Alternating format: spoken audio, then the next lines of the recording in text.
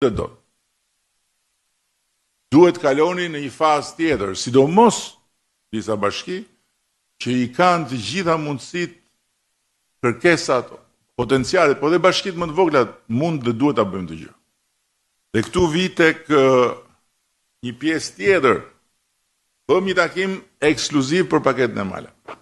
Sot që flasim, jemi akoma në kushtet kur jo të gjitha bashkit e kanë kryer fazën e parë. Për këtë do flasi në mënyrë të detajuar udhëheqësi i paketës maleve, Ministri Demo, por është e papranueshme.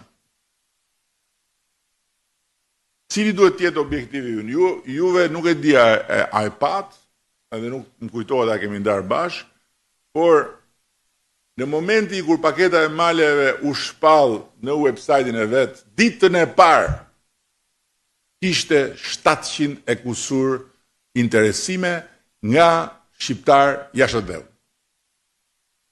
Është një instrument i sigurt për të tërhequr kursimet e shqiptarëve jashtëdhënë dhe për të tërhequr edhe shqiptar jashtëdhënë që të vinë mbrapsht në AD dhe të bëjnë një biznes të sigurt, të padiskutueshëm të sigurt, që ju sjell atyre shumë më tepër të ardhura se sa çdo lloj pune e zakonshme që mund të jenë duke bërë në Angli apo në Greqi, etj.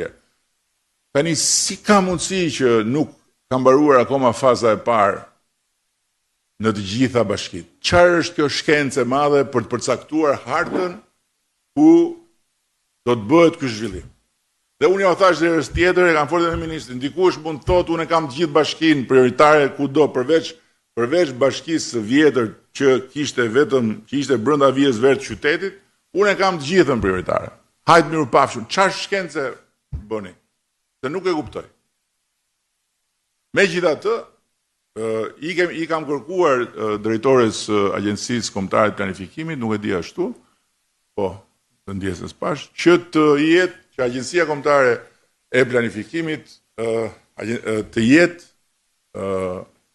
në dispozicion të secilës bashki për hartat, për çfarë do qoftë ju keni nevojë në aspektin e asistencës teknike. Dhe i kam kërkuar ministrit Demo që të vendosi një target për çdo bashki. Ambicia jonë duhet të jetë 1000 investime nga kjo paketë. 1000. Që po t'i ndash në territor, në 60 bashki, sipas potencialeve, nuk janë shumë. 1000 investime. Dhe i kam kërkuar ministrit që do të përcaktoj se sa investime duhet të jenë futur në proces kur secili prej jush dhe secila prej jush do të pretendoj të rikandidoj. Nuk do të ketë asnjë rikandidim të mundshëm nëse nuk do të jetë arritur targeti i këtij projekti. Dikush 10, dikush 5, dikush 7, dikush 15, sipas masisë, sipas potencialeve etj. Është plotësisht e mundshme.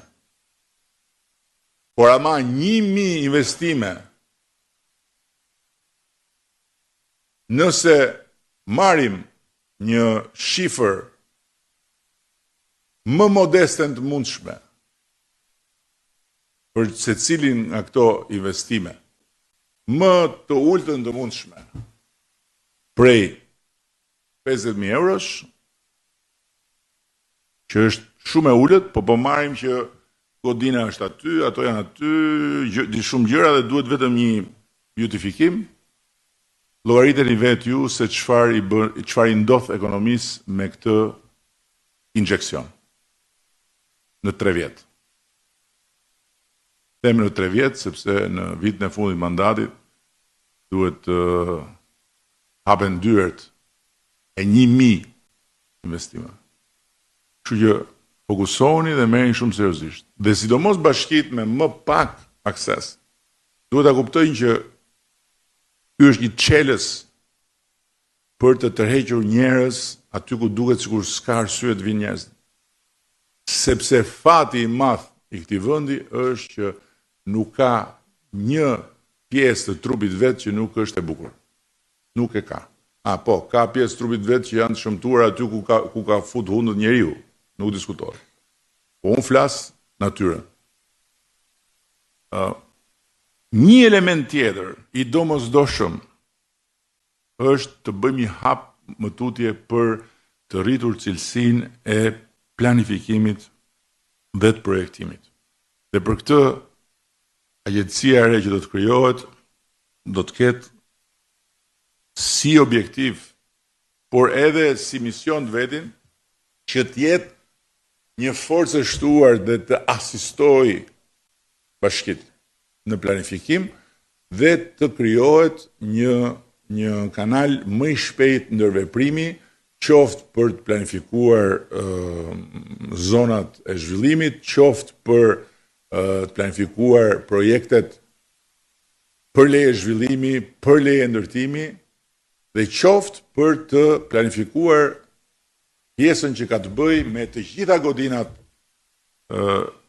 me karakter social. Shkolla, kopshte, qerdhe, qendra shëndetësore, institucione tjera,